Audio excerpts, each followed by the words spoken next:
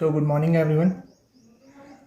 हम अपना ट्वेल्थ का फर्स्ट चैप्टर स्टार्ट करने वाले हैं, सॉलिड स्टेट। ठीक है, तो जनरली जैसे हम जानते हैं अभी तक हम पढ़ते हुए आ रहे हैं कि जो मैटर होता है उसकी हमारे पास थ्री स्टेट्स होती हैं। ठीक है, solid, liquid and gas. Depending upon their intermolecular forces and thermal energy, matter is classified into three categories, solid, liquid and gas. तो उसी में से हम अपना सॉलिड स्टेट पढ़ने वाले हैं। Liquid state and gases state हम फर्दर स्टडी करेंगे, बट अभी हमारा जो चैप्टर 1 है वो है सॉलिड स्टेट। ठीक है, तो चैप्टर को स्टार्ट करने से पहले हम कुछ बेसिक कॉन्सेप्ट देख लेते हैं, जैसे कि हमारी जो जनरल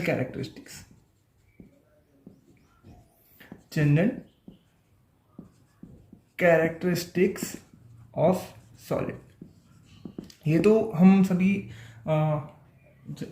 छोटी क्लासेस में पढ़ते हुए आ रहे हैं कि जो हमारे सॉलिड्स होते हैं वो क्या होते हैं। Solids are rigid. सॉलिड क्या होते हैं? रिजिड। और उनका क्या होता है? डेफिनिट शेप होता है। ठीक है, इस पॉइंट को हमें एक्सप्लेन करने की ज़रूरत नहीं है। ठीक है, जो सॉलिड होते हैं वो रिजिड होते हैं और क्या होता है उनका? Definite shape and mass.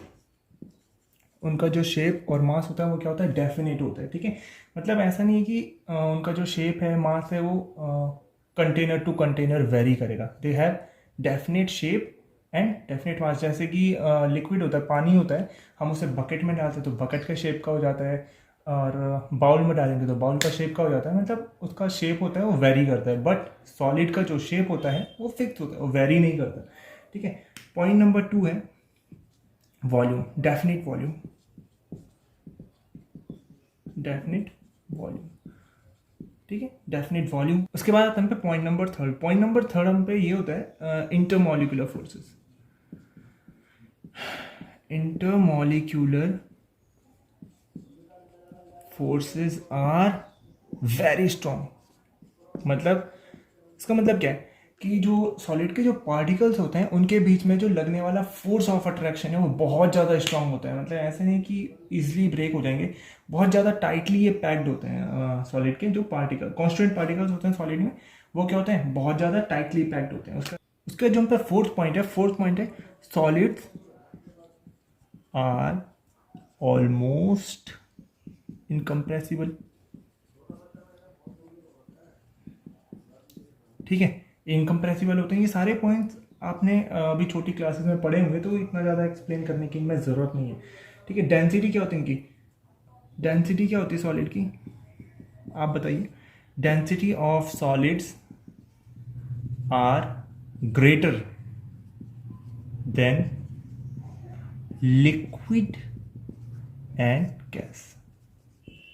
ठीक है, इनकी जो डेंसिटी होती है, घनत्व, सॉलिड के जो पार्टिकल्स होते हैं क्योंकि बहुत ज़्यादा टाइटली पैक्ड होते हैं, इस वजह से इनकी जो डेंसिटी होती है वो लिक्विड और गैसेस स्टेट से क्या होती है?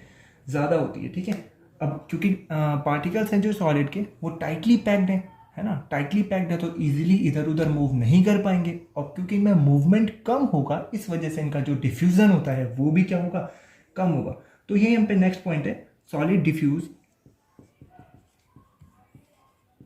diffuse very slowly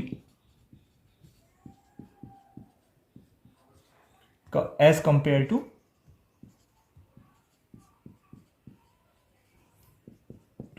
liquid and gas। ठीक है, तो यहाँ पे कुछ जनरल प्रॉपर्टीज थी। अच्छा, यहाँ पे एक और इंपॉर्टेंट पॉइंट आ जाता है पे सॉलिड स्टेट का। जब हम किसी भी सॉलिड को हीट करते हैं, मोस्टली जो सॉलिड्स होते हैं वो क्या होते हैं? लिक्विड में कन्वर्ट हो जाते हैं, और इस प्रोसेस को क्या बोलते हैं? मेल्टिंग। और जिस टेम्परेचर पे, जिस पर्टिकुलर टेम्परेचर पे वो सॉलिड लिक्विड में कन्वर्ट हो जाता है, उस पर्टिकुलर पॉइंट को बोलते हैं मेल्टिंग पॉइंट। ठीक है, तो अच्छा, इसको हम बोल सकते हैं most of the solids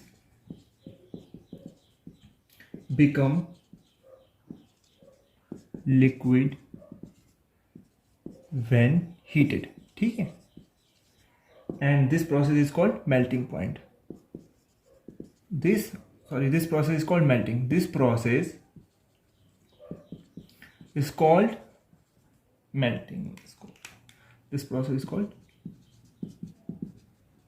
melting. ठीक है, and the temperature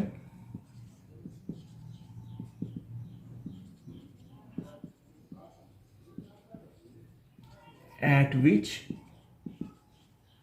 and the temperature at which solid changes into liquid